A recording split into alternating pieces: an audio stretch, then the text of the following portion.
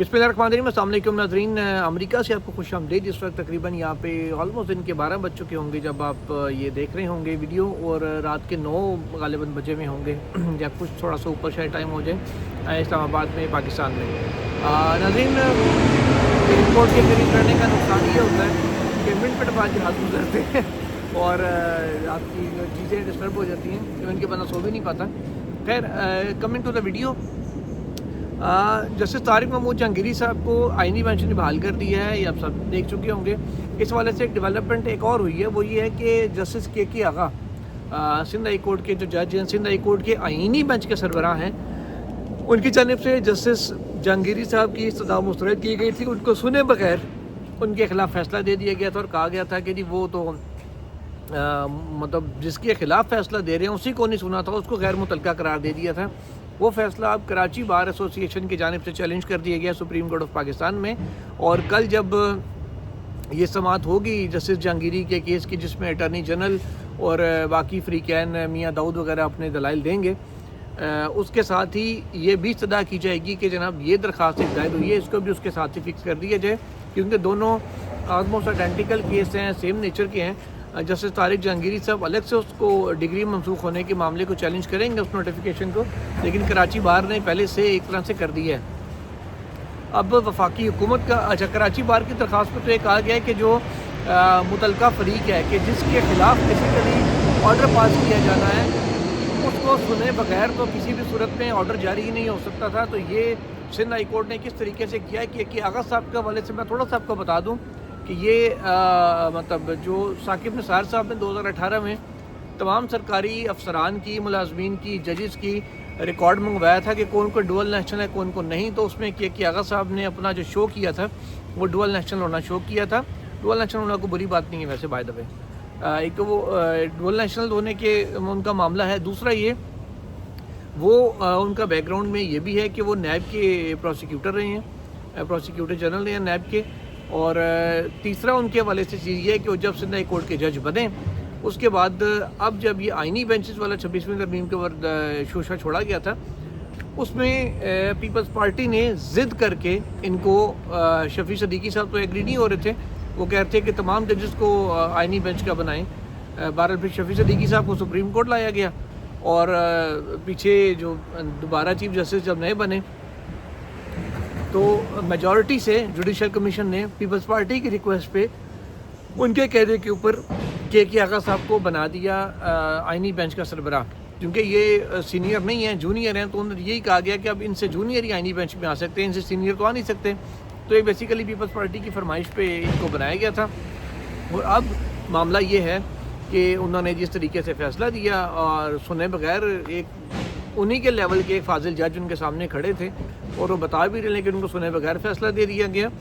अब हुकूमत का असल इम्तिहान शुरू हो रहा है, और कुछ जो एक विकेट गिरी है, आई मीन फैसला सस्पेंड होना, ये कोई मामूली बात नहीं था। रिटर्न ऑर्डर भी इसका जारी हो चुका है। हुकूमत के इम्तिहान नाज़रीन अब दो किस्म के हैं।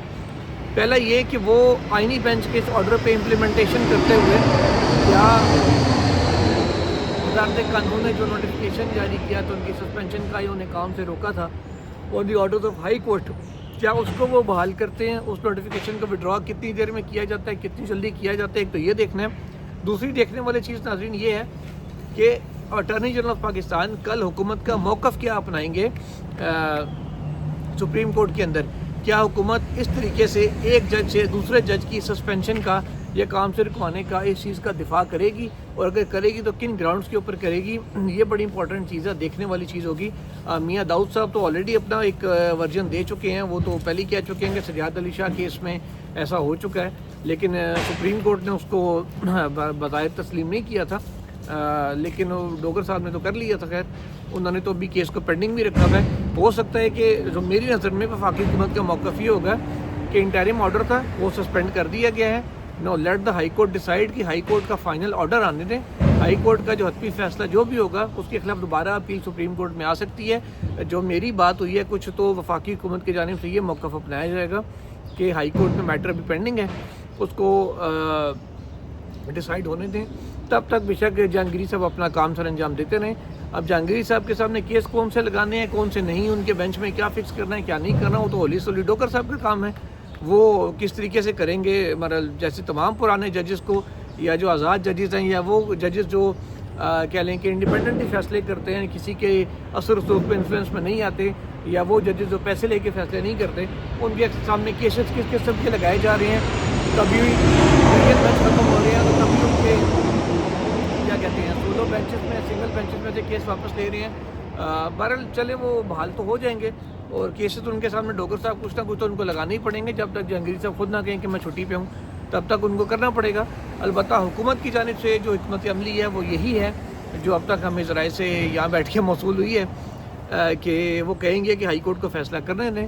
اور عین ممکن ہے آئینی بینچ بھی ہے کہ ہائی کورٹ جب دوبارہ ڈیسائیڈ کر لے گا تو تب آپ پھر فائنل کویسچن آف لا ہم تب آپ یہاں پہ اس کی تشریح کر دیں گے. یہ آئینی بینچ کی جانب سے بھی یہ اس چیز کو سپورٹ کیا جا سکتا ہے. اس پورا بینچ نہ بھی کرے تو کچھ ججز کم از کم اس کو لازمی سپورٹ کر سکتے ہیں.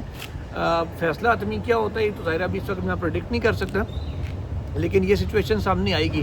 دوسری جانب اس کے کاؤنٹر آرگومنٹ جو ہوگا طارق جہانگیری صاحب کی طرف سے اور باقی جو درخواست گزاران ہیں بار والے، ان کی جانب سے کہ 26ویں ترمیم میں آئینی بینچ کو یہ اختیار بھی حاصل ہے کہ وہ ہائی کورٹ میں پینڈنگ کوئی بھی کیس منگوا سکتی ہے. تو وہ استدعا یہ بھی کی جائے گی کہ ہائی کورٹ سے میٹر ہی سپریم کورٹ میں منگوا لیا جائے، تاکہ دوبارہ ڈوگر صاحب اینڈ کمپنی اس پہ ہیئرنگ نہ کر سکیں، اس کو آگے نہ بڑھا سکیں، تاکہ جہانگیری صاحب کے خلاف کوئی فیصلہ ہائی کورٹ سے آ ہی نہ سکے.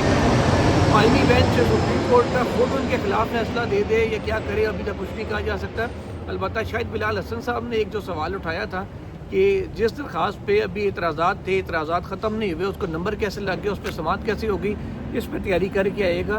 تو یہ جو پروسیجرل ارریگولیرٹی بڑی شدید قسم کی ہائی کورٹ نے کی ہے، شاید بلال حسن صاحب کے حوالے سے ہم سب نے ان کے اوپر بڑی تنقید کی ہے ان کے بہت سے فیصلوں کے حوالے سے. لیکن میں ایک چیز ان کی ہے کہ وہ اپنا جو مائنڈ دیتے ہیں، جس سائڈ پہ جائیں وہ پھر ادھر جاتے ہیں، وہاں سے چینج نہیں ہوتے. جیسے انہوں نے عمران خان کے خلاف ریمارکس دیے، اور وہ بات انہوں نے صرف وہیں پہ نہیں کی، بلکہ جب وہ لندن گئے تو وہاں پہ انہوں نے ایک کانفرنس میں بھی، ایک تقریب میں بھی، خطاب میں اس قسم کی بات کی تھی. تو وہ ایک ان کی مستقل لائن تھی.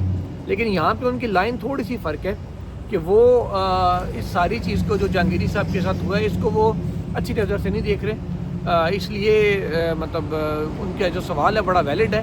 دیکھتے ہیں کہ فریقین کے وکلا اب اس کے اوپر کیا تیاری کر کے آتے ہیں اور کیا نہیں کر کے آتے ہیں. اس کے ساتھ ہی ساتھ جو ایک انٹرسٹنگ ڈیولپمنٹ، جیسے میں نے جو لاسٹ ولاگ یہاں سے نیو یارک سے کیا تھا، اس میں جو نوید قریشی صاحب ہیں P T I knew Jersey کے جو کوارڈینیٹر ہیں، انہوں نے کہا تھا کہ اکتوبر کے آخر میں کچھ اچھی خبریں آئیں گی، اور وہ ابھی بھی بڑے کانفیڈنٹ ہیں اس حوالے سے، اور وہ کہہ رہے ہیں کہ آپ کو چیزیں جلد تبدیل ہوتی ہوئی بھی نظر آئیں گی. مے بی یہ جو جوڈیشری ہے اس کی طرف سے بنیاد رکھی جائے، چاہے وہ آزاد ججز کی جانب پہ رکھی جاتی ہے، یا ہو سکتا ہے کہ جیسے کہتے ہیں نا کہ اللہ تعالیٰ ہر شر میں سے خیر نکال دیتا ہے. تو پتہ نہیں ابھی کدھر سے کیا نکلنی ہے، کون سی خیر کس کے لیے نکلنی ہے، کون سی خیر کسی کے لیے ایک چیز خیر ہوتی ہے، کسی کے لیے وہ شر ہوتی ہے. پاکستان میں تو ایسے ہی چل رہا ہے، مستقل خیر کسی کے لیے کوئی نہیں ہے، مستقل شر کسی کے لیے کوئی نہیں ہے. ایک کے لیے ایک شر ہے، ایک کے لیے خیر ہے. اب دیکھتے ہیں کہ کس شر میں سے کون سی خیر نکلتی ہے، اور اللہ کرے سب کے لیے خیر ہی ہو. بہرحال جاتے جاتے پاکستان کرکٹ ٹیم کی جانب سے آپ سب کو مبارکباد. انشاءاللہ کچھ ہی دیر کے بعد اگلے ولاگ کے ساتھ بھی حاضر ہوں گے. تب تک کے لیے دیجیے اجازت. اللہ حافظ.